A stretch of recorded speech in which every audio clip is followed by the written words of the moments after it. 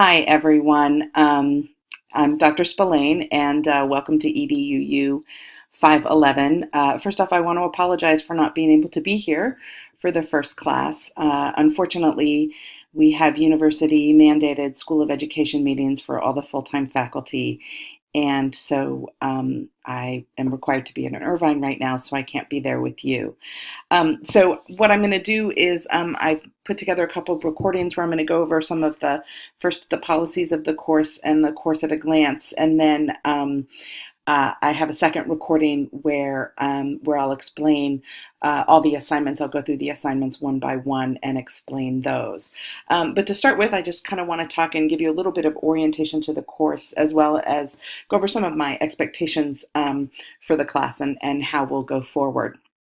So I'm here in the course shell, in the Blackboard shell, as you can see, and I'm on in the course information page, which you can see over here.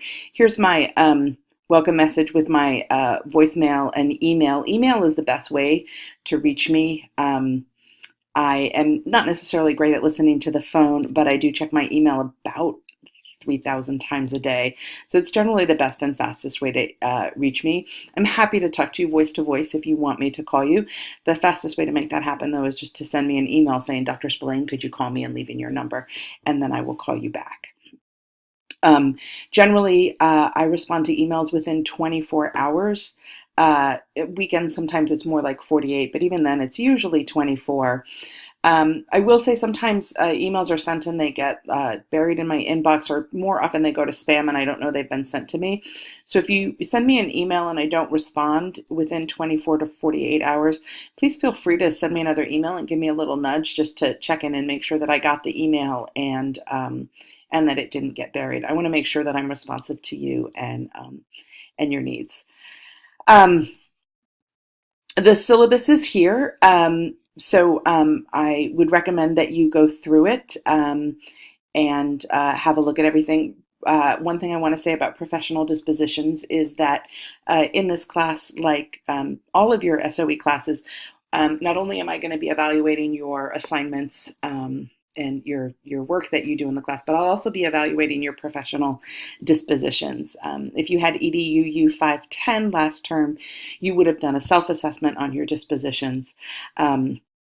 In this course, I'll actually be assessing your dispositions. So make sure that you go over those and know what the professional expectations are in the class. If there is ever a problem, I will speak to you about it and talk to you about how what you need to do to demonstrate the appropriate dispositions. I don't anticipate there being a problem, but I think it's important to know that you are being evaluated on your professional dispositions. These are the course learning objectives, and they are tied to the standards, so have a look at those. You will be using the textbook, so hopefully you all have it. If you haven't already gotten it, you will need it to be able to answer discussion board posts and do work in the course. So it's important that you get that. The recommended tests are recommended, and while they can be helpful to you in terms of deepening your knowledge, they're not required for the course.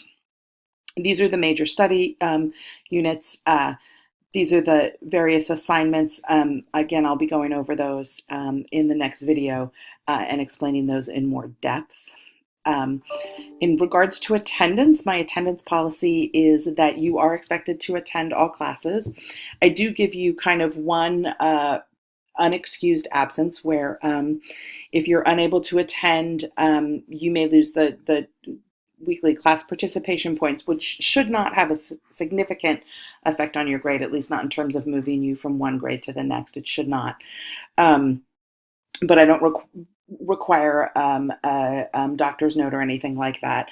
So if you have something coming up, like you have an open house or parent-teacher conferences, or a special family event, or some other special event in your life, or our class will be held next week on Halloween. So if trick-or-treating, if you have kids and trick-or-treating with them is important,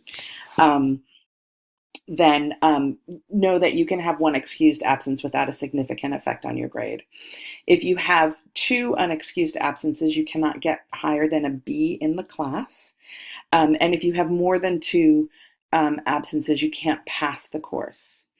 If you have an extenuating circumstances, some sort of medical situation or Title IX situation, if you provide the appropriate documentation, like a doctor's note or police report or the appropriate documentation, then that second absence can be excused as well, and it won't have an effect on your grade. Um, uh, if something comes up where you're unable to complete the course and you have to drop the course because of illness or you can't do all the assignments, if it's a Title IX situation, then we can look into that so that you can get a full refund for the course. But those are usually only very extenuating circumstances, Title IX reasons, pregnancy, childbirth, things like that. Um, Another thing that's important for students to know, if you are a student with a disability, I absolutely want to be able to provide you with the accommodations that you need to be successful in this course. As a special educator, I am obviously very pro accommodations, and I want to be able to provide you with the accommodations that you need to be successful in the course.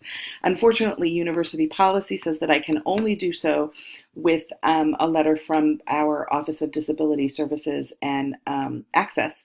And so if you do not already if you have a disability and you need accommodations and you haven't gone to that office, please do so as soon as possible, so that I can give you the accommodations that you need to be successful in the course.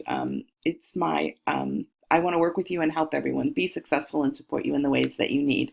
But in terms of accommodations for the course, extra time on assignments and things like that, I am required to follow the guidelines, and you need to have that letter stating that you're entitled to those accommodations. They're wonderful people. Dr. O'Connor is excellent. The office is great, and I'm sure you'll find them very helpful.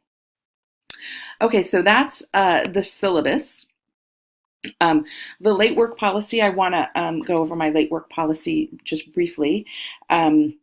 Assignments are due Sunday at midnight. Discussion board posts are due Wednesday midnight. And the first discussion board post, so the response to the prompt, is due Wednesday midnight. And then the final response to your peers is due Sunday midnight. And all assignments for the course are due on Sunday at midnight.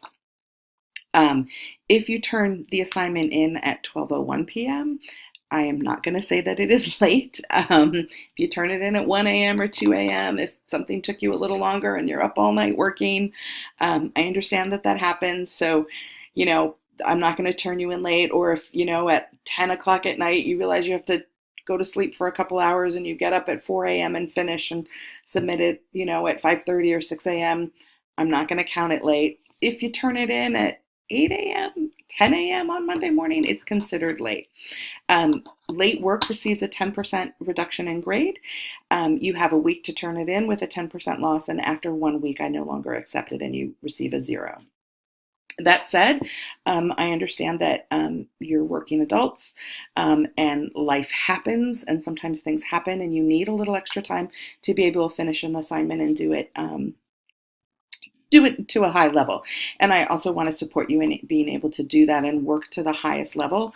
So as long as you get in touch with me before the assignment is due, before Sunday at midnight, letting me know that a situation has come up, what the situation is, and that you'll need an extension, I'll work with you to come up with an appropriate extension, time for an extension, so that you can turn it in and not lose any points. If every week you need an extension, then there might be a problem there and we have to have a chat. But, if it's a one-off, once or twice kind of thing, I truly understand. I know you're working adults, and I want to be able to support you. So communication is the main thing there. You need to communicate with me that something's up and you need a little more time. Yes. Academic integrity, no plagiarism. There is an assignment where you will need to be citing from texts and sources, and so we will go over APA and how to do so without plagiarizing, but obviously plagiarism is not allowed. All of the work has to be your original work. You can't submit work from other courses to this class for credit. The course at a glance, this is a great tool for you to use, and it takes you through week by week. The assignments and are here. What we'll be doing in the courses and in the classes over here. So make sure you go through and read whatever the readings are here. Then completing any of the assignments, you'll find that there's journals, there discussion boards. A nice little feature of this is planning ahead, so it kind of gives you a heads up to assignments that are coming, so you can kind of plan ahead for those activities. So going through the course at a glance and what happens week by week can help you to plan ahead. Starting in week 5, there'll be group presentations where you will actually be presenting. Group presentations were a small class, so many of those presentations will actually be individual. But starting on week 5, you as students will be presenting on the disability areas of IDEA. So there are 5 weeks and there are 14 of you, and I think there's 10 different areas, that the way that it's put together, 10 different areas. So there may be a few where I'm having you present in pairs, and those will be for areas that have a lot. There's a lot more to them and a lot of information, and then some of you will be presenting individually. What I do recommend is, if you know that you've got some big event and you're going to miss a class, either week 5, 6, 7, or 8, please send me an email and let me know, so that I don't assign you to that week, but I will be assigning the students in the class to the areas to present and what to present on. So definitely take time to go through the course at a glance, look at when assignments are due, what the assignments are, just so that you can stay on top of things and plan ahead. In this assignment folder, assignment descriptions, you will find here all of the assignments, the doc versions of them, and some of them actually, for example, the classroom observations assignment descriptions have links, so those will be handed out to you tonight, and in the next video I'll actually go over them assignment by assignment, but there are some that you may find helpful here. Really quickly, in each of the weeks, you'll want to make sure that you look at all the learning activities. There's required reading that you'll see in the course at a glance. Everything else, a lot of it is, there's some supplemental things, or you'll find that there's information that you need to engage in the discussion board. So have a look and make sure that you're looking at and viewing the videos and reading the things that you'll need for the discussion boards. So your learning activities are in that folder each week, and then the assignments you'll always find in the assignment folders. So there's the journal, discussion board, and then any other assignments. The journals you can look at as a conversation between us, and the discussion board is a conversation between you and your classmates.